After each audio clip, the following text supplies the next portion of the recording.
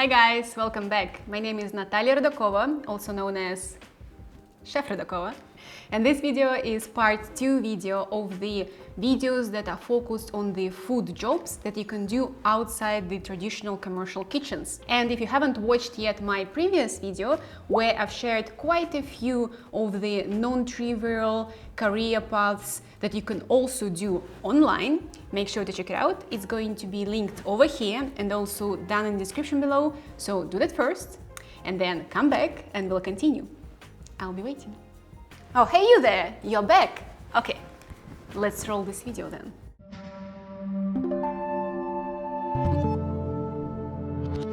So take out your notepads, guys, because in this video, just like in the previous one, there'll be a ton of useful information for anyone and everyone who is interested in a food-related career. In this video, we're not going to be talking about the traditional kitchen career ladder.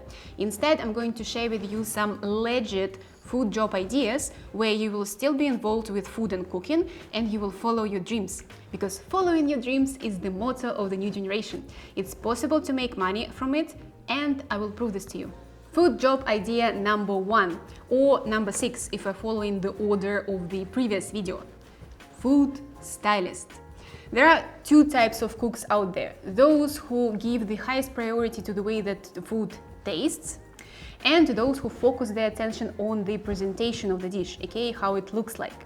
If, my friend, you are the second type, then becoming a food stylist might just be your perfect job. Wait a second. And the sponsor of today's video is tap water. Drink at least 6 cups a day and...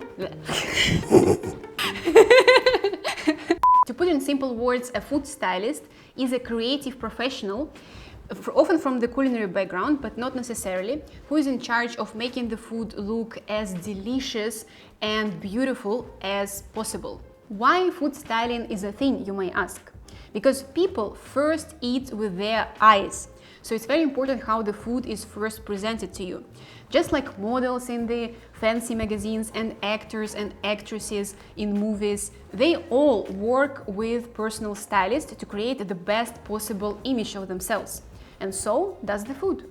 Usually food stylists, they prepare food items for the photo shoots and video production. So yes, all the photos in the cookbooks, in online magazines, on the social media of your favorite food bloggers and fitness bloggers, all of this food was styled. And sometimes food stylists, they would also work with the restaurant chefs to design the plating for the actual dishes that would be served to the actual customers during the whole season. Not all the chefs and food recipe developers have a good eye for plating. Ability to create tasty recipes, to cook efficiently, and to make this food look pretty are all completely different skill sets. And that's why food styling is a thing and is in a high demand in our day and age. If you want to learn more about food styling as a potential culinary career, and maybe even hear directly from the real-life food stylist about her experience and how to get this job, consider subscribing, because this is exactly the kind of content that's going to come up shortly on this channel. Number 2, food photographer. Let's stick with this order. The description of the food photographer as a job is quite straightforward. Food photographer is the creative professional who takes pictures of food. But for this job, you will need a little bit more than just culinary background. In fact, most of the food photographers on the market right now, they don't have any of the culinary experience or knowledge. And that really tells by their pictures. And that might be a huge advantage for you actually to get into the food photography with some cooking knowledge. It would be even better if you also have some food styling experience, because these two professions, they go really well together. I know that many people are under the impression that you can do food photography without any special skills or any professional equipment. Well, I'm not gonna lie to you guys, this is not the case. You can do it for a while, but you're not gonna last long if you want to make this your career. The competition in the field is very high, and you will need to learn some basics of the photo composition, of lighting and editing, and you will also need to get some professional equipment. The good thing is that there are plenty of resources and tutorials online where you can learn all the skills that you need for this job. There are also rental companies from which you can rent your equipment instead of purchasing it all at once, because it's pretty expensive. And you also have a competitive advantage. You know food, so all you need to do is practice, build a portfolio of your work, and then go out there and find your clients. You can start locally with local restaurants and cafes. Trust me, they all are constantly searching for food content, for photo content for their social media. And then once you get better, you can start approaching some agencies, food manufacturers, food bloggers, magazines, YouTubers, basically anyone who is in one way or another involved with food. Number 3, restaurant consultant. Restaurant consulting is a rather broad term, simply because there are so many areas in which a restaurant might need some consulting.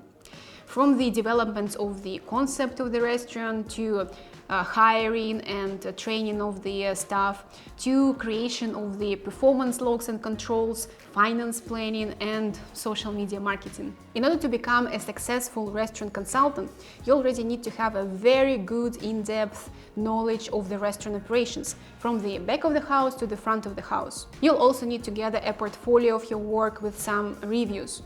As the name suggests, the clients in this industry, they require your expertise here. So it's not an entry-level job, but you can start offering your services at the lower than the market prices, so you can start gathering your portfolio.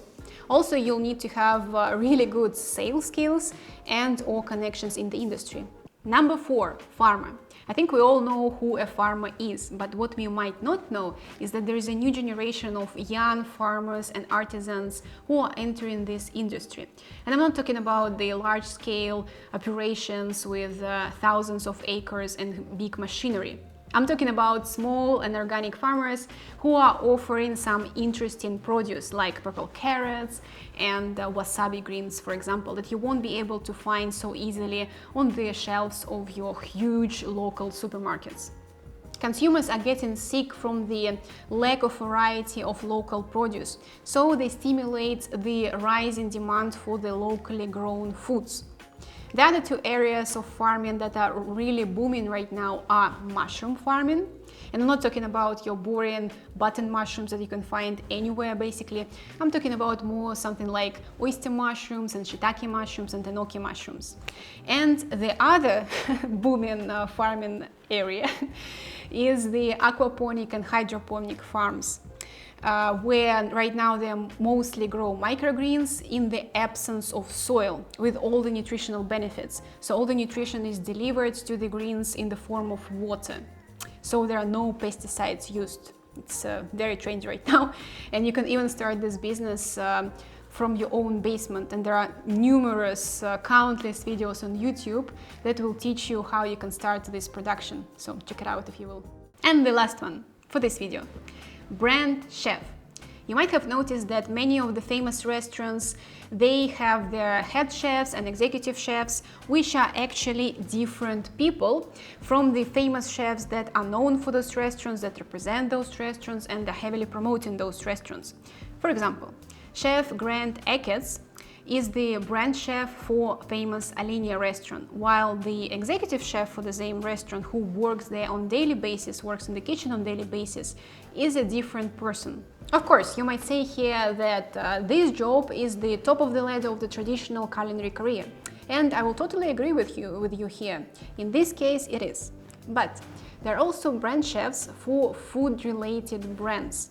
They're also called brand ambassadors. Brand ambassador is a chef, usually with a very good media presence, with really good personal brand image that represents the products of this food company. I'm actually going to be interviewing one of such chefs for this channel soon. The chef that I'm going to interview is the celebrity chef, Chef Romain Avril, who is also a brand chef, a brand ambassador for Monogram, the professional kitchen appliances. I'm going to talk with Chef Romain about the challenges of working with brands and how to become the brand chef. This video interview or video podcast, if you may, is going to be posted on this channel soon, so make sure to subscribe if you don't want to miss out. And that's been a nice segue to the video outro. I do really hope that you've enjoyed this video and most importantly you found this useful, because that's the whole purpose of this channel, to share with you some of the useful and inspiring content with you and other people who are passionate about food and want to make it their career in one way or another. So if you know someone who is struggling right now and ruminating the idea of making cooking their new career, or who feels burned out from the traditional kitchen work, do share this video, it might help. And that's it for today, guys. Comment, like, share, and I'll see you in the next video.